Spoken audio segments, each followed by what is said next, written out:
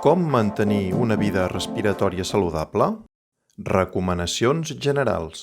Hi ha diversos factors que influeixen a l'hora de mantenir una vida respiratòria saludable.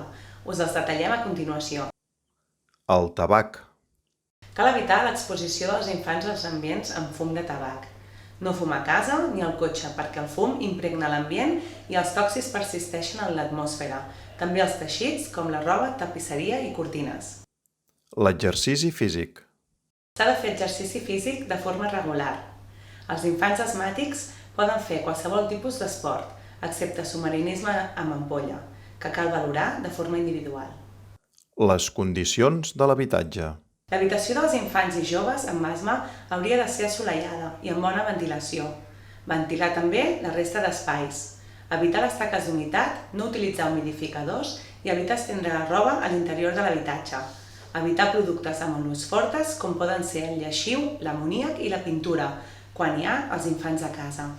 Evitar el sobrepès i l'obesitat. És important destacar que els infants amb obesitat tenen més risc de patir asma. Els infants asmàtics amb obesitat tenen pitjor evolució i més dificultats per controlar l'asma. Per això és molt important seguir una dieta sana i equilibrada, prioritzant els aliments naturals, dieta mediterrània i evitant els processats, així com també és molt important evitar el sedentarisme. La contaminació ambiental. Sabem que diversos contaminants poden agreujar l'asma. Quan hi ha uns nivells de contaminació ambiental elevats, cal evitar l'exercici físic a l'aire lliure.